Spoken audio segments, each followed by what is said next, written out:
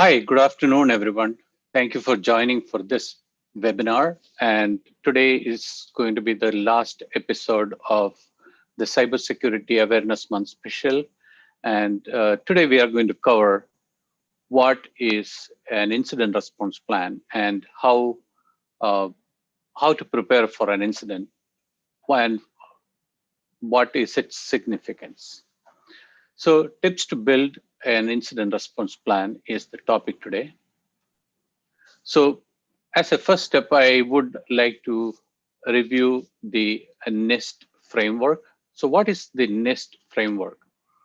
National Institute of Standards and Technology, they came up with a cybersecurity uh, framework for mitigating the risks or planning uh, to recover from an incident. And that's how it has come up with NIST framework 800-53 is the standard for cybersecurity framework. And it has major functions: identify, protect, detect, respond, and recover.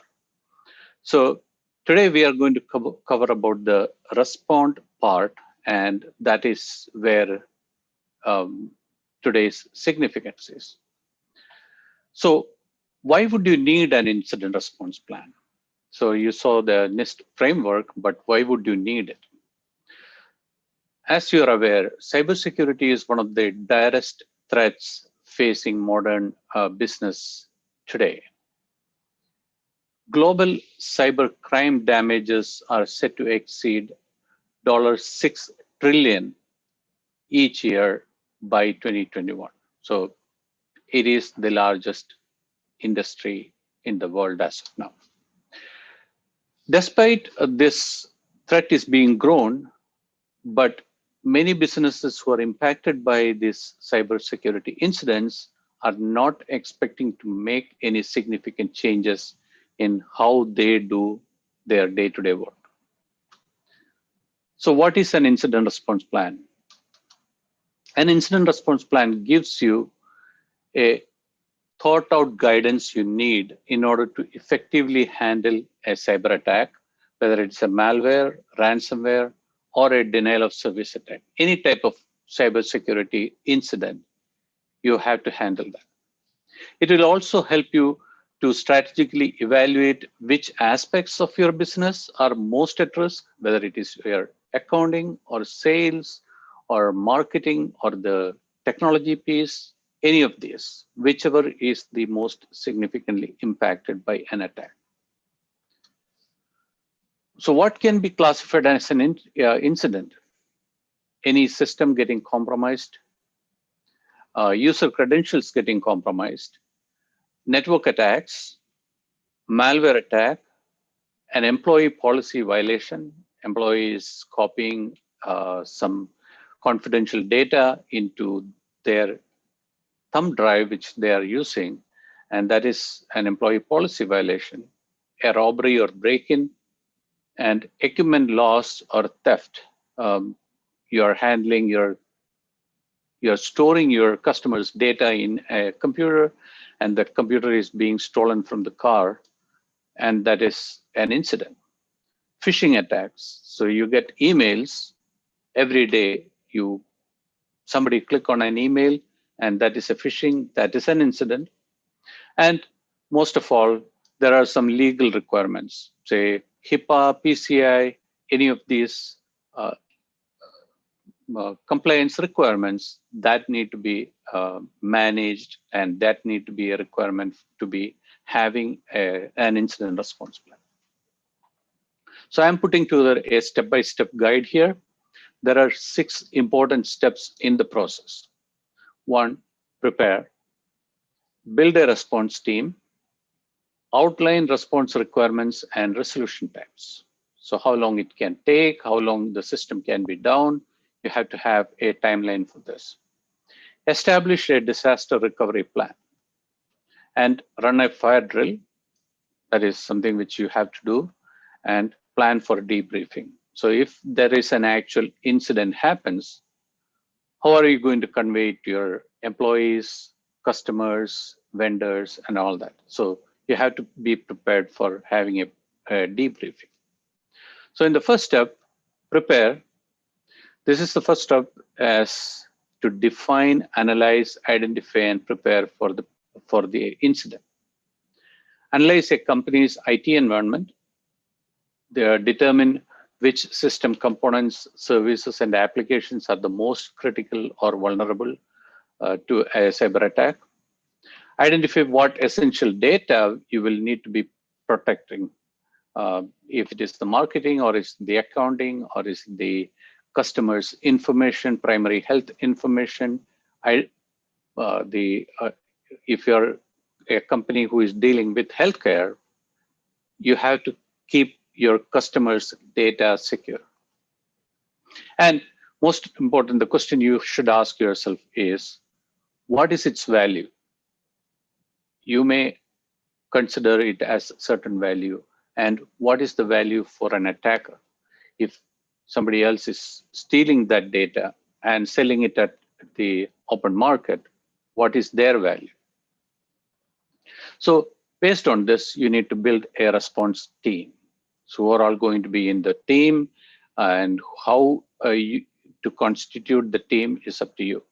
You have to have people who work on mitigate these immediate issues concerning data breach, protecting, and elements you have identified in the previous step. The owners of those components need to be in there.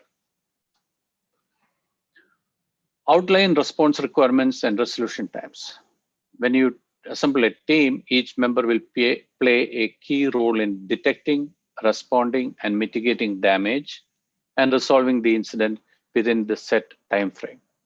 That's their goal. They have to have a certain role in that team, and they have to come up with their input to have that particular team to be more effective.